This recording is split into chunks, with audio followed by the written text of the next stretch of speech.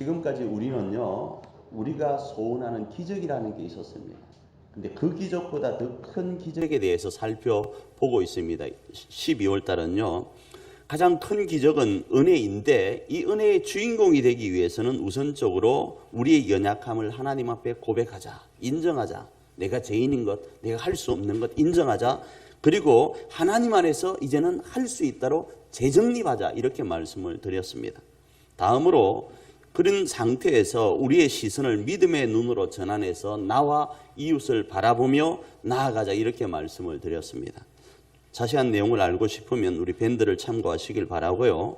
그리고 지난주에는 이러한 기적의 주인공이 되기를 석천의 담임 목사로서 소원하면서 저와 여러분이 무엇을 하든지 어디로 가든지 형통의 복을 누릴 뿐만 아니라 여호와의 명령을 지키는 복 가운데 있기를 축복하였습니다. 기억하시죠? 오늘은요, 마지막으로 기적을 선포하라 라는 제목 아래서 말씀을 나눠보고 2019년을 보내고 2020년을 맞이하는 저와 여러분에게 하나님이 주시는 기적으로 정말 풍성하길 원합니다.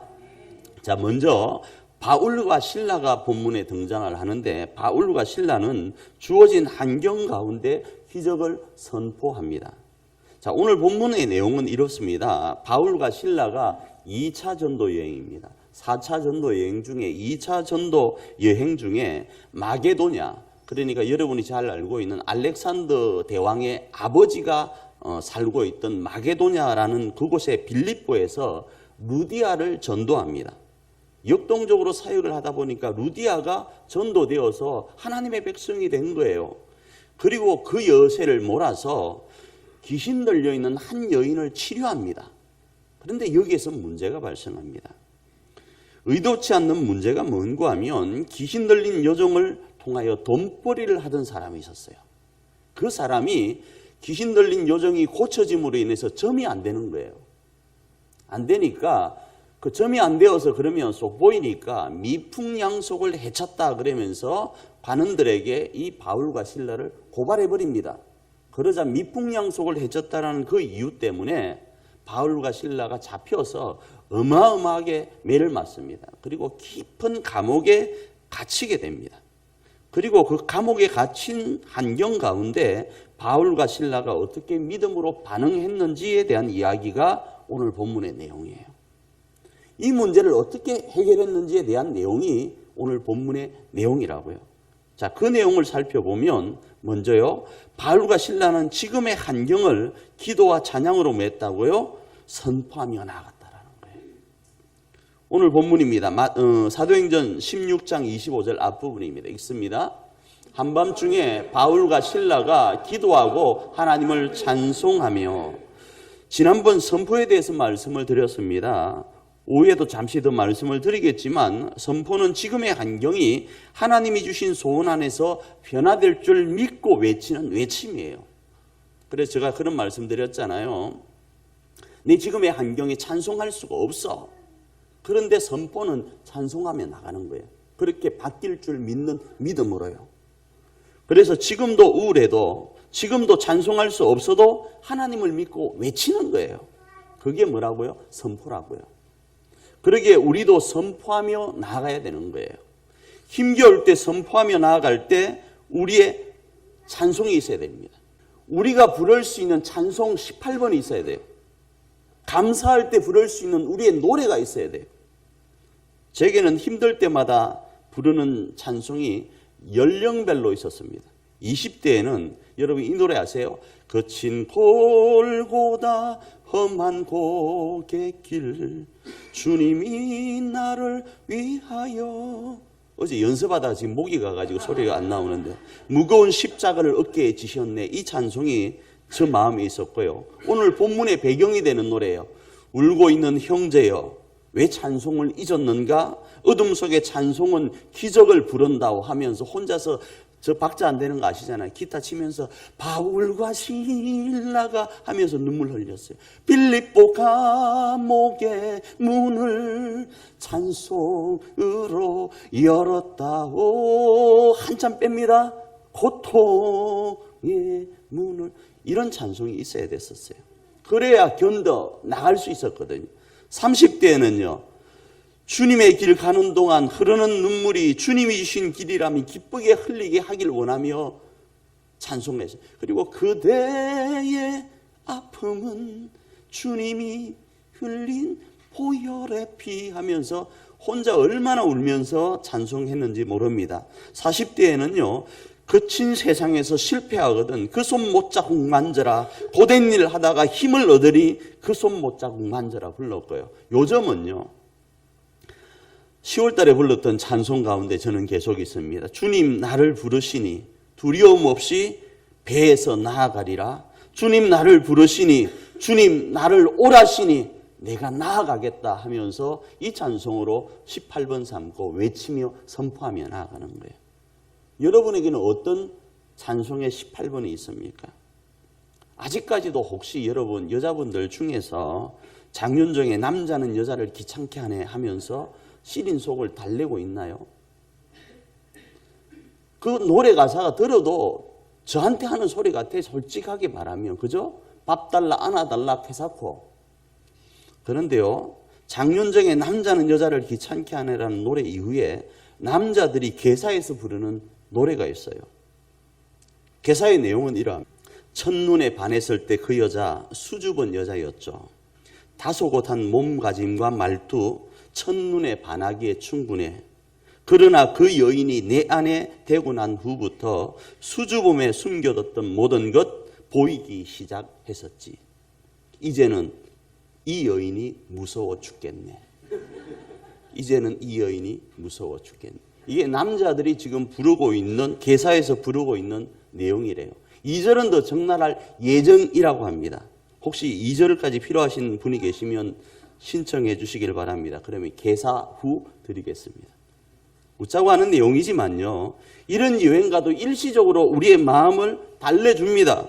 그러나 하나님을 향한 기도의 찬양이 아니기에 하나님의 마음을 움직이지를 못해요. 그러기에 지혜로운 사람은 전능하신 하나님의 마음을 움직일 수 있는 노래를 불러야 돼요. 그 노래가 바로 기도와 찬양의 선포인 거예요. 저와 여러분에게는 이 기도와 찬양의 선포가 있기를 축복합니다. 그런데 오늘 본문을 살펴보면요. 주목할 만한 내용을 발견하게 됩니다. 사도행전 16장 25절입니다. 읽습니다. 한밤중에 바울과 실라가 기도하고 하나님을 찬송하며 제수들이 덧더라. 이런 말씀이 있습니다. 제가 조금 강조한 부분이 있죠. 뭐라고요? 제수들이 덧더라. 그렇습니다. 바울과 실라가 신앙생활로 전도하며 나아갈 때 감옥에 갇혔어요. 그 힘겨움의 현장의 원인은 다르지만 동일하게 감옥이라는 환경에 놓여 있는 이들이 있었습니다. 한 사람은 죄수, 한 사람은 간수였습니다. 이들이 바울과 실라의 기도와 찬송의 현장에 있었다고요? 그런데 이들의 시선에 비친 바울과 실라의 모습은 여러분 어떠했을 것 같습니까? 미친 사람이었을 겁니다. 그래서 이런 여론적인 환경 속에서 바울과 실라의 마음에도 마귀의 소리가 들리기 시작했을 것 같아요. 저라면 그랬을 것 같아요. 신앙생활의 결과가 감옥이냐? 이런 소리요. 내 속에서도. 우리 현실적인 모습으로 이야기하면 1년 동안 수고한 대가가 지금의 이 모습이냐? 이런 소리로 들릴 거 아니겠어요? 역동적으로 복음을 전합니다. 복음을 전해서 하나님의 사역의 역사가 일어났습니다. 루디아가 예수님을 믿게 됩니다. 귀신 들렸던 여인이 고침을 받게 됩니다. 그런데 결과는 뭡니까?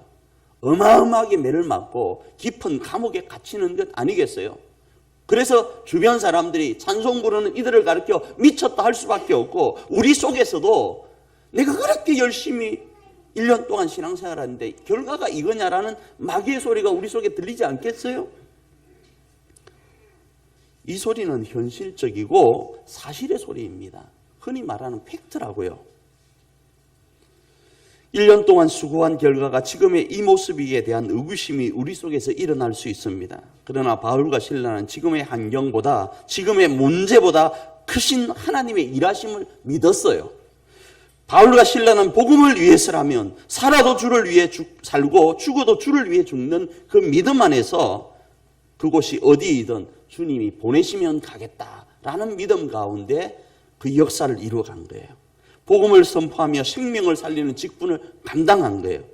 그래서 이들은 기도와 찬양으로 선포하며 나아갔다고요. 다시 말씀드립니다. 분명히 선포하며 나아갈 때 자신들의 내면에서 들려오는 팩트에 근거한 마귀의 소리와 감옥에 있는 죄수와 간수들의 조롱소리 또한 선포의 소리만큼 분명히 점점 커졌을 거예요. 그런데 감옥에 있는 그들을 보십시오. 그렇게 조롱하고 그 선포 소리와 맞추어 자신들의 소리, 비웃는 소리도 커졌지만 죄수들은요, 할 수 있는 일이 없었습니다. 단지 이랬을 것 같아요. 그들이 처한 환경을요, 가문과 그리고 나라와 부모 탓으로 돌렸을 것 같아요. 내가 부모 잘 만났으면, 내가 나라 잘 만났으면, 내가 환경이 지금 이러지 않았으면 나 이곳에 있지 않았을 건데 하는 그 한탄 어린 소리밖에는 없었을 거예요. 해결책이나 희망의 소리는 아예 없었을 거란 말이죠. 간수는 어땠습니까? 간수는 기껏하는 게 자결하는 것으로 끝내려고 했습니다. 그게 최선인 줄 알았습니다.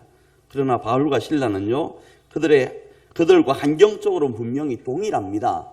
동일한데요, 더 큰 기적인 하나님의 은혜를 믿으며 기도와 찬송으로 선포하며 나아간 거예요.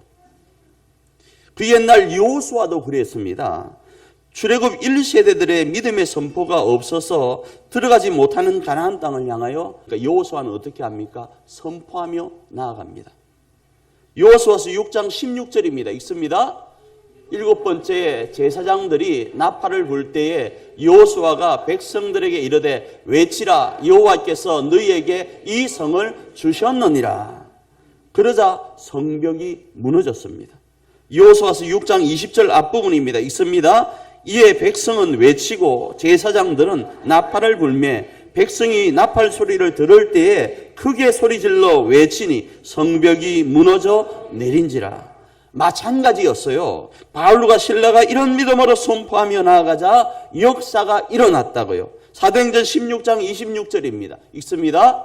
이에 갑자기 큰 지진이 나서 옥터가 움직이고 문이 곧 열리며 모든 사람의 매인 것이 다 벗어진지라.